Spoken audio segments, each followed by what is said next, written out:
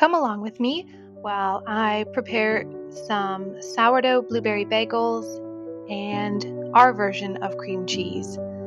You can see as I'm adding ingredients here into my bowl that my sourdough is not quite at its peak.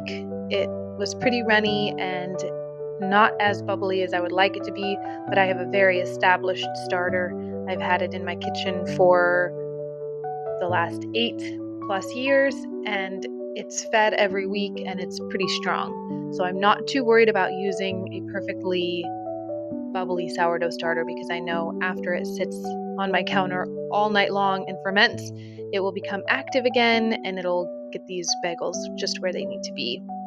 So I'm just mixing up some honey and water and all of my ingredients. I ground some hard red wheat here that I'm going to make these out of. I did 50% hard red wheat and 50% all-purpose flour to give them a little bit of an extra rise. I'm also going to boil down about a cup's worth of blueberries. I like to boil them down until they're more of a jam consistency to not add a lot of water content to my bagels and to concentrate that blueberry flavor. Now, to make the cream cheese, I am actually using some yogurt that I made yesterday, and I'm just going to pour that into a muslin cloth, and I'm going to hang it up and strain it overnight while my bagels are fermenting and let them do the work all by themselves, and then tomorrow I'll work a little bit more with this cream cheese. So I guess it's not technically a cream cheese, but it's a yogurt cheese, and once you sweeten it and flavor it, it's really, really nice on any kind of breakfast bread. I know there's a lot of people that talk about not having different ferments too close to one another in your kitchen, so not having like a cheese ferment and a kombucha ferment and a sourdough ferment all within close proximity because you don't want those yeasts to mingle. I have never had a problem. I have always had a very small counter space, and my kombucha is in that little blue jar to the back, and it sits right there by my yogurt, and then I'm going to set my sourdough right next to that. I've never had cross-contamination, but if you want to have a little more space to keep them separate, that could be a wise idea. So now that my blueberry mixture has cooled down just a little bit, it's more of a jam consistency. You don't want it to be too hot, or when you dump it in, it will kill the yeast in your sourdough. So I'm just going to mix all of that together, and it's going to be a very shaggy dough. It's not going to come together or look elastic at all, but that's okay. It will eventually come together. Bagels are a very stiff dough, so if you're tempted to add more water, don't. Just let it be a very stiff dough. I am going to ladle just a little bit of my whey here into my bowl, but don't over liquefy your dough because bagels need to be good and stiff to get that nice chewy texture. So I'm going to just continue mixing this until it sort of comes together and there's no major dry spots, and then I'm going to cover it and let it autolyse for however long I have. This is being done in the evening, so I'll probably just let it rest until I'm getting ready for bed, and then I'll stretch and fold it a few times and then just let it sit. I don't time stretch and folds. I don't keep count of how many I've done. I just kind of mix because I usually start my sourdough in the evening and let it ferment overnight on the counter or in the fridge. I just don't keep track of anything. I do as many as I can before I go to bed. I don't time it. If sourdough doesn't fit into my daily schedule, it just wouldn't happen. And the great thing about sourdough is its flexibility. It is so flexible. You can pause it by putting it in the refrigerator and slowing down the fermentation. If you get busy and you need to move on to something else, you can just let it sit a while. It isn't like traditional yeast that has to be worked with right away.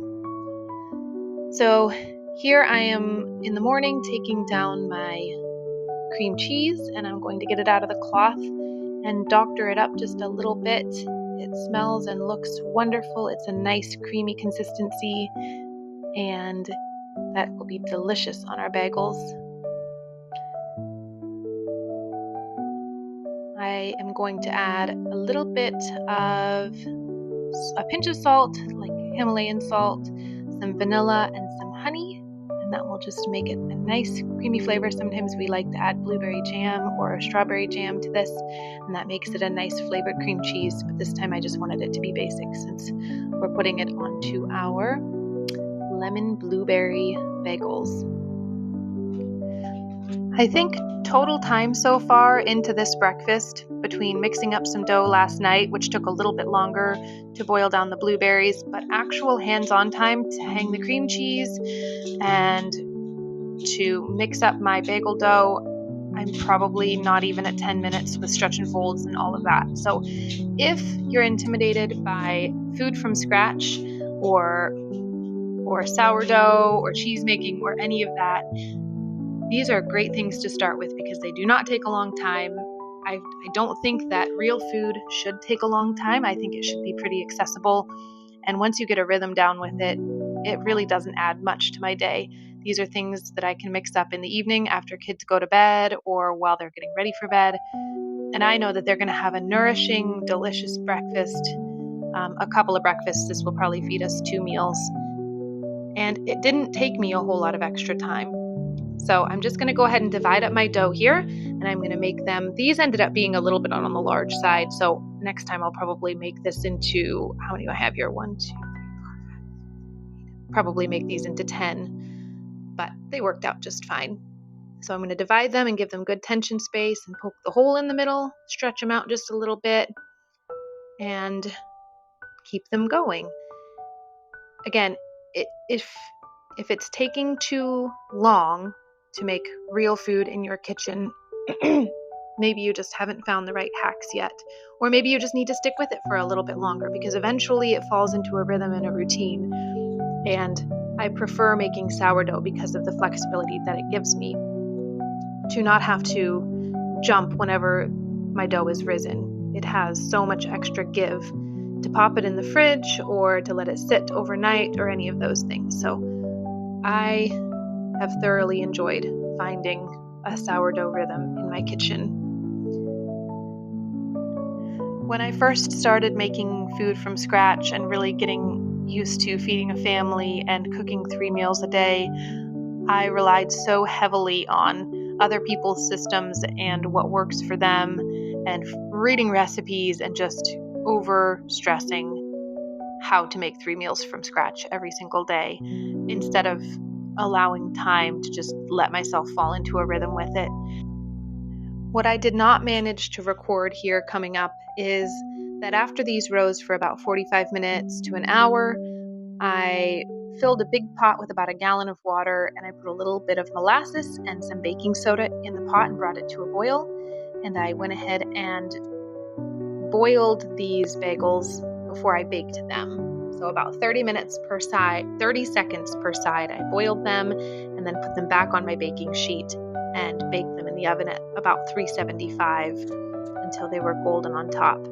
My lighting isn't very good, but these turned out beautiful blue color and they were so flavorful and delicious. We really enjoyed these for breakfast. Here in my kitchen, I'm not really looking for perfection. I do like to work on my skills and learn from my mistakes, but every mistake is usually edible and they still turn out pretty good. So next time I might make some changes to this recipe. I rarely cook the same thing twice the same way, but they were quite good.